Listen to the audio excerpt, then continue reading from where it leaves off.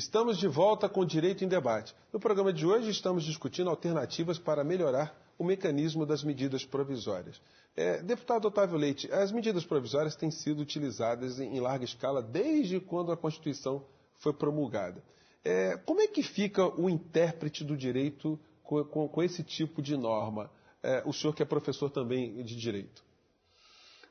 Ora, a prática, ela nos instrui, nos informa e é preciso encontrar mecanismos mais inteligentes para que a norma jurídica seja melhor concebida e, portanto, melhor editada no seu percurso. A medida provisória, como se disse aqui, Dr. Ronaldo com muita precisão, ela tem que atender à relevância e à urgência. Exemplo concreto, nós votamos todos os anos a lei orçamentária que fixa a despesa e estima a receita. E há uma rubrica específica sobre prevenção de desastres e enchentes. A dotação aprovada é, digamos, de 1.000. E, no entanto, houve uma catástrofe Y qualquer que requer mais recursos destinados ao combate do problema. E aí cabe, normalmente, ao Poder Executivo solicitar ao Congresso uma autorização para gastar mais naquele aspecto.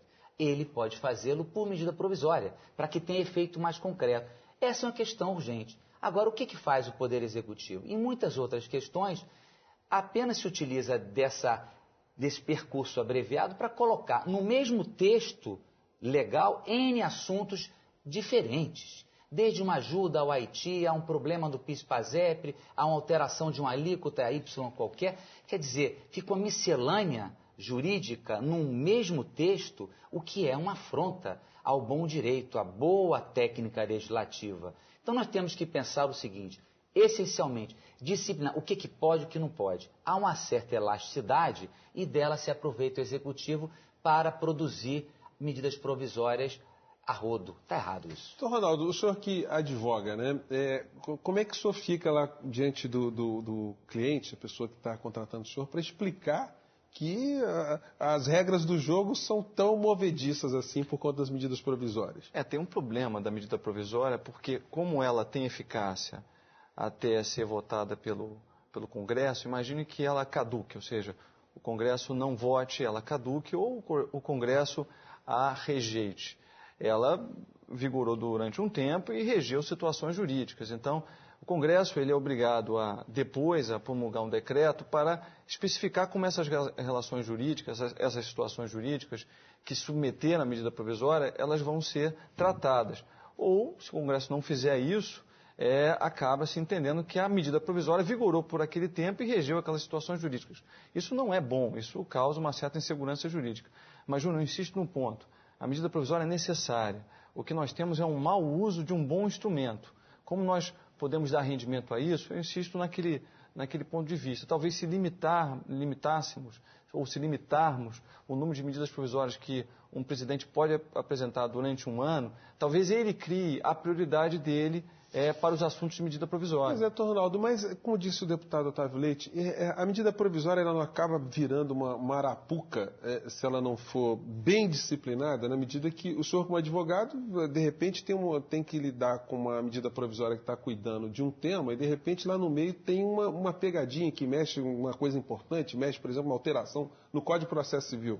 Não, mas matéria de processo não pode ser submetida, não pode ser tratada por medida provisória. Ela tem um rol de exceções previsto no artigo 62, por acaso o processo, direito penal, essas matérias não são tratadas por MP. Mas eu penso que se nós limitarmos o número de medidas provisórias que um presidente pode apresentar, ele não vai ser tão pródigo no uso desse instituto. Ele vai saber usar isso com mais parcimônia e vai realmente atender os requisitos, ou pelo menos ele tende a atender melhor os requisitos de urgência e relevância constitucional. Porque é bom que se diga, o judiciário não pode fazer esse controle sobre o que é urgente ou o que é relevante, ou seja, o controle desses requisitos. Quem decide isso é o presidente da República e o Congresso aprova ou não.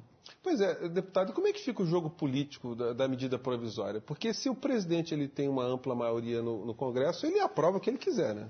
Mas há um sentimento geral na casa de que o excesso de medidas provisórias, no fundo, é uma ofensa à própria essência do Poder Legislativo. Porque, como já se disse aqui, elaborar uma lei pressupõe discuti-la sob os mais variados ângulos. Por isso não se dá com velocidade. Mas há determinadas regras, às vezes tributárias, para fazer frente a uma crise Y qualquer, e emergências, como aqui citei, que requerem uma medida legislativa mais imediata. Então, para isso serve a medida provisória. A ideia de se limitar o quantitativo de medidas é razoável, mas é preciso deixar a brecha para situações realmente de calamidade, coisas do gênero, que se justificam em certas circunstâncias.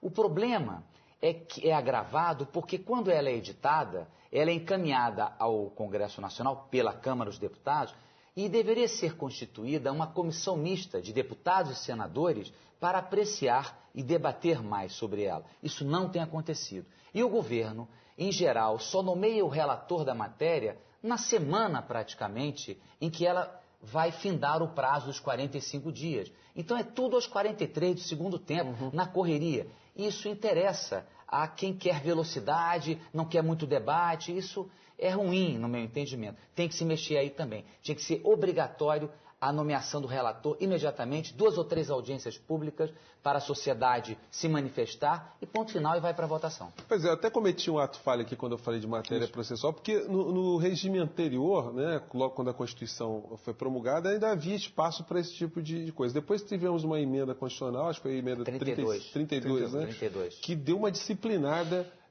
na medida provisória, senão seria muito pior, doutor Ronaldo, ou não? Seria muito pior. Hoje o rol de exceções é bem grande. A medida provisória não pode ser usada para tudo, mas, como bem disse o deputado, às vezes nós vemos situações de uma agência ser criada por medida provisória e a outra ser criada por projeto de lei, quando, obviamente, as duas agências não haveria a menor urgência para a criação de uma agência e a outra poderia esperar como acabou esperando, enfim.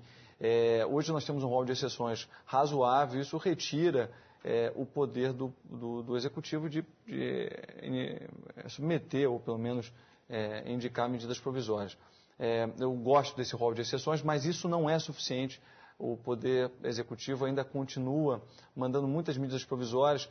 O deputado aqui traz um dado importante, que a presidente Dilma Rousseff não tem usado tanto esse instituto, mas, de qualquer sorte, o que a gente vê não só no governo passado, mas também nos governos anteriores ao passado, é que é um instituto muito usado pelo nosso presidencialismo. Pois é, doutor, o deputado Otávio falou que a medida provisória, como está na Constituição, ela tranca a pauta para outras matérias. Isso tem feito com que, especificamente, sobre a produção legislativa dos deputados? Os deputados têm conseguido aprovar os seus projetos. Qual é a dinâmica hoje, deputado Otávio Leite, do senhor que quer apresentar um projeto de lei? Como é que fica? É uma via crucis. E olha que eu procuro ser formulador. Tenho mais de 70 projetos em curso na Câmara. Para percorrer todas as etapas, chegar até o plenário, realmente é um sacrifício muito grande. Isso é muito ruim. Aí a gente tem como alternativa introduzir emendas às medidas provisórias. Eu também procuro utilizar desse caminho. Isso faz sentido. Algumas são emplacadas, outras não. Mas não é fácil um parlamentar conseguir lograr êxito numa proposta sua de lei ordinária. Embora as medidas provisórias, até o ano passado, retrasado, ela trancava a pauta de tudo. Mas houve um novo entendimento do presidente Temer que aliviou essa regra para 2 exceções. Emenda à Constituição, que aí tem que ser um quórum qualificado de 3/5, e projetos de lei complementar. Essas 2 naturezas de matéria legislativa não estão submetidas a esse trancamento da pauta, mas tudo que é lei ordinária está submetido. E lamento dizer, há cerca de 900 projetos aptos a serem apreciados pelo plenário, projetos de lei ordinária. Então, é meio preocupante nesse sentido. É preciso se repensar por completo esses instrumentos digitais que hoje a sociedade tem como um bem civilizatório, tem que ser usado no parlamento. O nosso regimento é pré-histórico, é digno do homem de Neandertal. A gente tem que repensar isso. Doutor Ronaldo, a lei resolve tudo? Não, a lei não resolve tudo. Nem a interpretação da lei, nem o judiciário resolve tudo. Nós precisamos muito mais do que o judiciário, do que a lei. Nós precisamos que todas as instituições desse país, a imprensa, ou seja, todo mundo se conscientize do seu papel, do seu dever de cidadão e construa uma coletividade que seja nosso sentimento de nação, que nós aprendamos a respeitar o próximo, aprendamos a respeitar esse país, aprendamos a respeitar nossas cidades. A lei não resolve tudo, nem o judiciário.